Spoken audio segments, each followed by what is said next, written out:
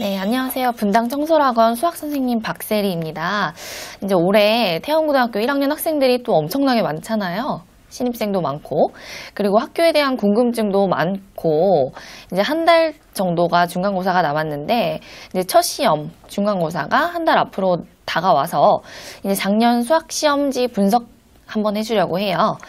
우선 내신 분석은 엄청나게 중요한 작업이죠. 학교에 대해서 미리 알고 공부를 얼마만큼 할 것인지가 이제 자기의 등급과 점수에 직결적으로 영향이 있기 때문에 분석을 좀 자세히 했으면 좋겠어요.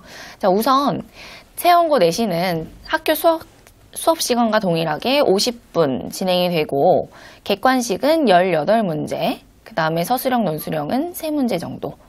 그래서 객관식은 18개 합쳐서 80점이고요. 그 다음에 서술형, 논술형은 합쳐서 20점 정도로 이렇게 배점을 분할하고 있는 상황이고, 그 중에 객관식 난이도 상, 중, 하로 나눠주면 난이도는 하문제가 4문항, 그 다음에 중문제가 10문항 정도, 그 나머지 상문제, 킬러 문제라고 하죠. 킬러 문항이 4문항 정도로 총 80점의 배점을 갖고 있어요. 그 다음에 서술형은 3문항인데 1번에 새끼 문항 1, 2번 요 정도 해서 서술형은 총 4개라고 생각하시면 되고요. 합쳐서 20점이에요. 여기서 특이점이 있으면 난이도 중문제가 많다는 거를 하나 꼽아주고 싶은데, 사실 난이도 중문제가 많다는 건 학교 수학시험 난이도가 굉장히 높다는 거 말씀드리고 싶어요.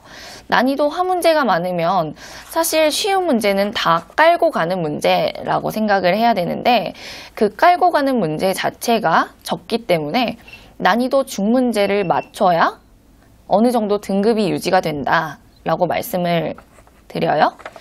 그러려면 유형학습을 굉장히 꼼꼼하게 해야 되고, 쉽지 않은 문제들을 짧은 시간 안에 정확하게 풀어내는 연습이 굉장히 중요하다라고 할 수 있어요. 그 중에서 이제 중문제까지 다 풀고 상문제를 건드리려면 더더욱의 시간 관리에 집중을 해줘야겠죠. 자, 그리고 오른쪽 보시면 최근 2개년 시험 출제 경향이 크게 변화가 됐죠. 다들 알고 있다시피 시험 출제가 예전에는 부교재, 그 다음에 교과서, 연계 문제로 많이 나왔다 치면, 요즘 트렌드는 부교재가 큰 의미가 없이 이제 중요도가 높은 우리가 봤던 학력평가나 모의고사 기출문제에서 변형을 줘서 나오기 때문에 그 문제까지 부교재에 없더라도 자기가 직접 찾아서 풀고 공부하고 오답을 하는 학습을 해줘야 돼요. 그래서 어쨌든 모의고사 기출이 부교재에 없는 건 아니지만 이제 몇 단원에 가끔 가다가 한두 문제씩 섞여 있다, 이렇게 봤는데, 그 뜻은 시험에 낼 수 있는 여지가 충분히 있다. 모의고사 기출이 부교재에 없어도 다른 문제여도 충분히 시험에 갖다 낼 수 있는 여지가 있다라고 생각을 해서 자기가 각자 개인 공부를 해야 되는 부분이 되겠고, 시험 대비를 할 때 이 부분을 꼭 기억을 하셔가지고 최근 3개년 정도는 모의고사 기출까지 다 외우다시피, 그리고 오답 반복해서 시험장에 들어가야 한다고 말씀을 드려요. 그 다음에 작년 문제 중에서 출제 경향을 좀 잘 드러내는 것 같은 몇 개의 문제들을 뽑아왔어요. 근데 이 지금 화면에는 없지만 사실 7번 문항부터 좀 멘탈이 흔들렸을 것 같긴 한데, 7번 문항에 쌓기나무 도형이 나오는데 많이 어렵죠? 쌓기나무는 생각도 많이 해야 되고, 특히나 이 뒤쪽으로 가면 이거 생각해볼 문제인데 라고 생각은 하겠지만 7번부터 꽤 앞쪽 문항부터 어려운 문제가 나왔기 때문에 학생들이 멘탈이 살짝 흔들렸을 거예요. 그러다가 겨우겨우 잘 넘겨서 지금 보고 있는 11번에서 2차 함수와 1차 함수가 이제 결합된 문제죠. 여기에서부터는 확실히 흔들리는 시점이 됐겠다라고 선생님은 생각하는데, 이제 두 개의 함수를 조합해서 함수를 이끌어내는데, 난이도 중문제부터 이제 케이스를 나눠서 풀이를 한다? 여기서부터 사실은 어려웠다고 봐요.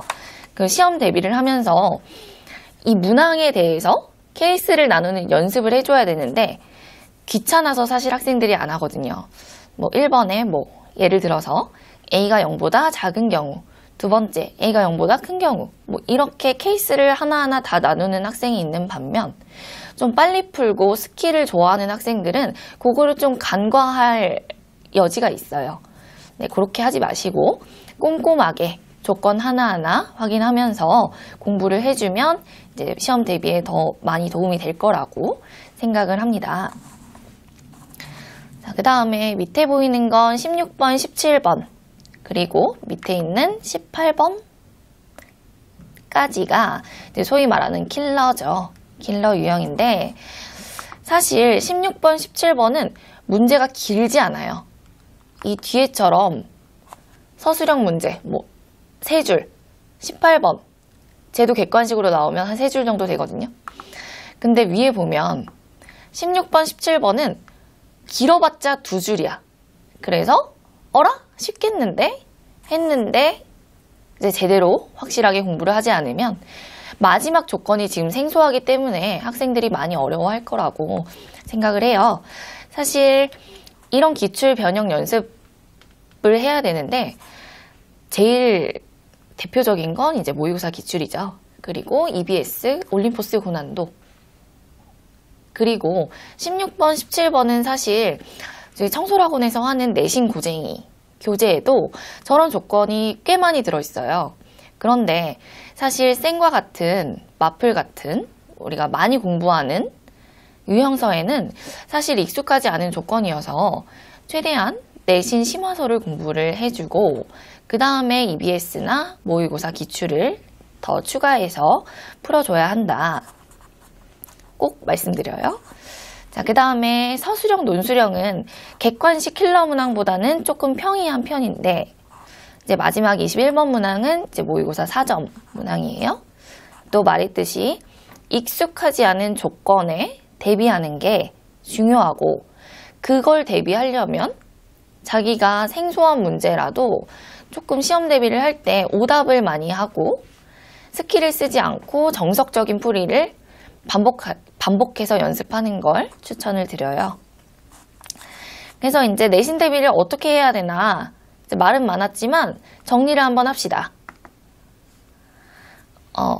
첫 번째, 문항수 대비에 시험 시간이 굉장히 짧아요. 그래서 하나하나 따지고 시험 보면서 깊이 생각할 시간이 없다라고 말씀을 드리고 그러니까 이 문제를 딱 보고 7번 딱 보고 이거 어떻게 풀어야 되는지 머릿속에서 착착착착 정리가 다 되고 조건까지가 정리가 다 되어 있어야 시험에서 고득점을 할 수 있는데 그래서 첫 번째는 직관적이고 정확한 수학적인 개념을 공부를 해야 돼요. 시간이 짧기 때문에 얘 문제를 보고 직관적으로 판단하는 그런 연습을 좀 해야 되고 그러다 보면 좀 계산이라든지 그쪽 부분에서 정확성이 좀 떨어질 수 있지만 그러지 않으려면 실수하지 않으려면 직관적이지만 정확한 계산을 하는 거 연습을 하셔야 될 것 같아요. 그 다음에 두 번째, 일관된 논리로 정석적인 풀이의 반복을 연습하셔야 돼요.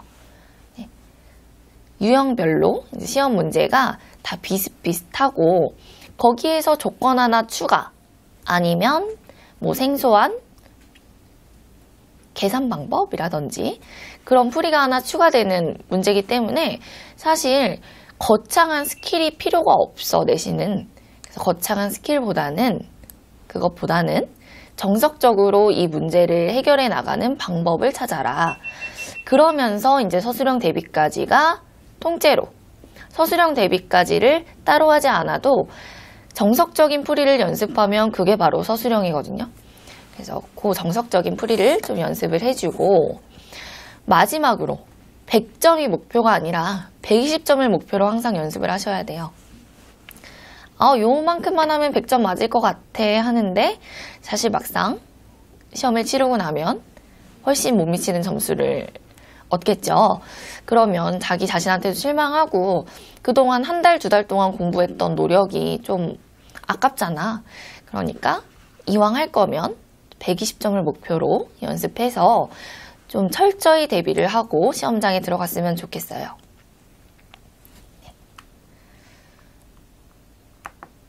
자, 여기까지가 이제 태영고 작년 내신 분석지고, 이제 한 달 남았는데 아까 선생님이 말했던 뭐 풀이 방법이라든지 아니면 이제 모의고사나 EBS 같은 어느 문제집에서 어느 유형으로 나오는지 출제가 되는 경향들을 좀 알았으니까 그런 것들 참고해서 시험 대비에 추가하면 좋을 것 같아요. 네, 화이팅!